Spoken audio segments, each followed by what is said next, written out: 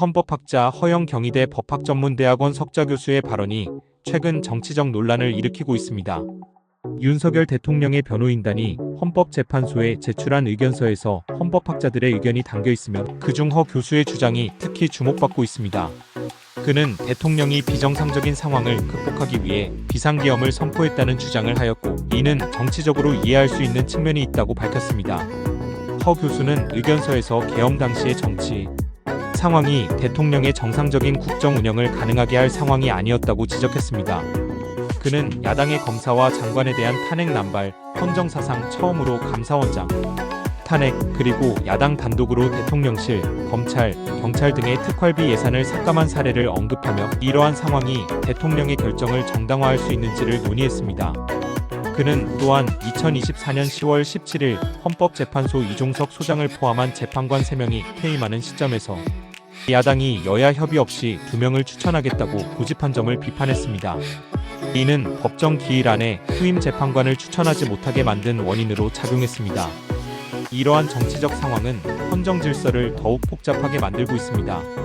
허 교수의 발언은 단순히 법적 요건을 넘어서 정치적 맥락을 고려해야 한다는 점을 강조합니다. 그는 계엄의 법적 요건이 충족되었는지 여부와는 별개로 정치적 상황이 대통령의 결정을 정당화할 수 있는지를 따져야 한다고 주장합니다. 이는 헌법학자로서의 그의 전문성을 바탕으로 한 의견으로 정치적 상황이 헌정 질서에 미치는 영향을 깊이 있게 분석하고 있습니다. 이와 같은 발언은 헌법재판소의 심판 절차와 관련하여 중요한 의미를 가집니다. 헌법학자들의 의견이 헌법재판소의 판단에 어떤 영향을 미칠지, 그리고 향후 정치적 상황이 어떻게 전개될지에 대한 관심이 집중되고 있습니다. 허 교수의 주장은 단순한 법적 논의에 그치지 않고 정치적 현실을 반영한 복합적인 문제로 이어질 가능성이 큽니다. 헌법학자들의 주장. 내란죄 철회 문제. 헌법학자들은 국회가 내란죄를 탄핵소추 사유로 다투지 않겠다고 결정한 것에 대해 소추의 동일성이 상실되었다고 주장하고 있습니다. 이들은 국회의 결의가 없었다면 내란죄 철회는 인정될 수 없다고 강조하고 있습니다. 재의결 명령. 헌법학자들은 국회가 내란죄에 대한 재의결을 명령해야 하며, 만약 국회가 이를 불응할 경우 헌법재판소는 해당 사건을 각하해야 한다고 주장하고 있습니다. 절차적 흥결. 헌법학자들은 윤석열 대통령에 대한 탄핵 심판이 절차적 흥결과 공정성 문제를 드러내고 있다고 지적하고 있습니다.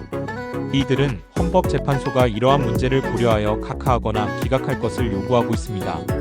법적 근거. 헌법학자들은 내란죄와 관련된 법적 근거가 부족하다고 주장하며, 이는 탄핵 심판의 정당성을 해칠 수 있다고 경고하고 있습니다. 헌법학자들은 내란죄와 관련하여 국회가 재의결을 명령해야 하며 불응 시 각하해야 한다는 입장을 분명히 하고 있습니다. 이들은 윤석열 대통령의 탄핵 심판이 절차적 문제를 안고 있다고 지적하며 헌법재판소의 신중한 판단을 촉구하고 있습니다. 이러한 논의는 한국 정치의 복잡한 상황 속에서 중요한 법적 쟁점으로 부각되고 있습니다.